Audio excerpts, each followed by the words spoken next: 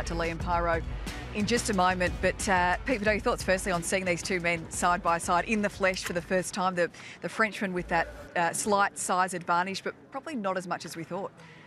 Yeah, look, he's not a big guy. I mean, he doesn't have great knockout power, 5 knockouts from 31 fights, so that suggests to me that he's not going to knock out Liam Paro, but he's crafty, he's dangerous, and I've watched some footage of him. He's tricky, he's a good technician, very compact, so he's a good mover, and Liam Paro will have his work cut out beating him on Thursday night. All right, we're going to bring Liam in for a quick chat. Liam, good to see. How was that for you, coming face-to-face with David Papot? Yeah, it was good, it was exciting. We got a face of a quick one yesterday. It was good to size him up, always get eyes on your prey, and just makes the knuckles more itchy, I believe, eh? Yeah, what do you make of him? We're just saying, is he smaller than what you thought? How is he look to you physically? Yeah, well, look, BoxRec says 5'11". I'd love to say I'm taller than 5'8.5", but unfortunately, here I am 5'11". He'd come down from junior middleweight too, so I thought he was going to be a bit broader, but he's not that big of a human. You know, we've been sparring way bigger guys in the gym, so we're well prepared, and I've definitely filled into this weight, so I'm just keen to showcase my my authority here now.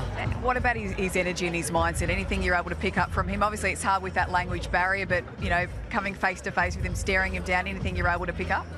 He's definitely confident, but it's a true fighter. You know, he's ready, which makes for an exciting fight, so the fans are going to win there. Like I keep saying, we're both gunning for that single spot at the title table, so the stakes are high, and, you know, Paro performs under pressure. I love it.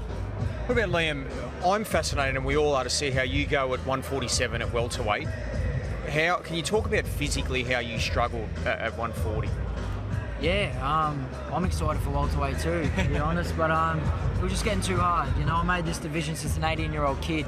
I held it for 9 years.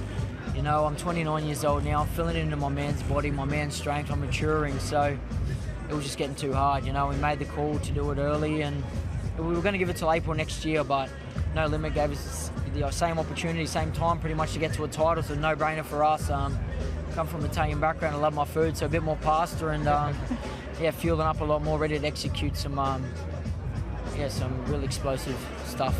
It's an exciting division though, isn't it, Liam? Like, you look at some of the names, and you've won a world title at 140. Can you do it at 147? And who are some of the names you'd love to fight?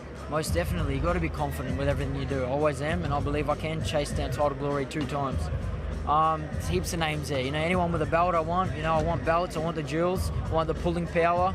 There's names like Pacquiao, of course, you can't look past him. You know, he's a living legend, but he's back fighting. So I want to fight everyone in this division, and look, he's in my division, so that means I want to fight him. Where are you at now with your weight cut? How much weight have you still got to lose before tomorrow? I've only got a couple kilos, but I'm still peeing clear. Still got saliva in the mouth. I feel good. I sleep properly. The body's not in distress, so I could fight right now, which is saying a lot. Lewis Crocker, now the new IBF world champ, as of a few days ago, beating Paddy Donovan over in Belfast. What did you make of that fight? First, congratulations to him. You've got to give it to him. He did change the game plan a lot. The first fight was a lot of one-way traffic for Donovan. Him catching him early and putting Donovan on the canvas was good. So kudos to them for the game plan. But when my opportunity arises, I'd 110% got him covered. We heard him call that Conor Benn after that fight. You probably heard that as well. I mean, but how much will you and No Limit be pushing for that world title shot, provided all goes to plan on Thursday night? Yeah, look, it's any belt. You know, No Limit's very close with PBC also, and there's a few champions there through PBC. So it's just whatever route gets us in the corner of a world title quicker is, well, I'll agree with. Hey, you look great. Enjoy getting those last couple of kilos off. You won't need to stress too much in the sauna, but good luck, and we'll see you back here tomorrow for Wayne Dave. Cheers, can't wait. All right, there he goes, Liam Paro. We'll let you get out a shot. Cheers. We're going to bring in the big boss now, Georgie Rose, who's had a pretty chaotic, pretty dramatic past 24 hours, but hey, that is boxing for us. The fight we want to know about, though, is Paulo Acuso and Ben Hussein. Conversations were still going on as you were up there on the panel with Ben Damon. Where are things at now? Well, they're still going on at the moment. I'm actually looking at Paulo just behind the camera here. So it's still going on now, but obviously they both need to end in a result that both teams are happy with. The fact that we've got that conversation happening, I'm excited about. I think Ben Hussein's a great fighter, and I think that'll be a really exciting fight for Paulo as well. So if we can get that one done, I'll be absolutely stoked, and I think that it's still a great fight for both of them. Great opportunity for both of them. Any sweeteners needed? What do you do to get this over the line, Georgie? Well, I'm trying to protect my pockets here at the moment as much as I can, but I want to get that fight done. So at the moment, it's not my pockets that are slowing it down. It's the the weight. So they've got to reach an agreement that they're all happy with, and I'm hoping that we get there. We're really close, but look, if it doesn't work out the way that we'd all like to see, still a great card, still some really good fights. Stoked to see the energy that Jacob NG is bringing the Flamingo. You've got to have personality in this sport. It's more than just fighting. It's the entertainment that comes with it. So great to have someone like him back in the sport, and obviously Liam Paro, Liam Wilson, really good card still. Yeah, Jacob MG's left feathers all round, hasn't he? He's one right by your foot of flamingo feathers, so they're going to have to do Put it on. I might put it on, Megs, and traipse around here. What do you reckon? I'd love to see you in that on Friday. I'd love to see you. You need to take it to another level. You've been great so far, but this is you taking it to another level. You in the flamingo suit, perfect. Hey, she's the beauty, I'm the beast, okay? But George, can I ask you, Brock Jarvis, well, what's happened with Brock? I mean, we hear he's gone to hospital, he's done his shoulder. This could have ramifications for Nikita Zoo down the track and that fight. What's happened? Yeah, look, injured himself in training, shoulder injury, rushed to hospital, going into surgery. I'm shattered for Brock because I know how much work he's done to get back to where he needed to be, to where he's been at in these last few fights. So really shattered for him, but he's just got to, it's a part of the sport. It's a risk that you take. You push your body to the absolute limit and these sort of things happen. So he'll get that surgery ASAP, and hopefully it's not too long of a turnaround for him, because the momentum that he was building was outstanding. So yeah, my commiserations again to Brock and the team, and hopefully that all gets sorted very soon for him. And obviously Fight Night all about Liam Paro. We just spoke to him a moment ago. He looks fantastic. Welterweight really suits him.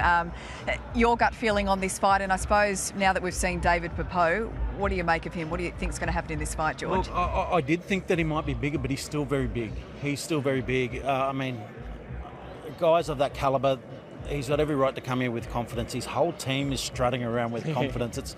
And I think it's more than just a French thing. You know, the French have got that confidence about them, but there's a little something more. They think that they're coming here to upset the apple cart for us, but Liam Paro is on.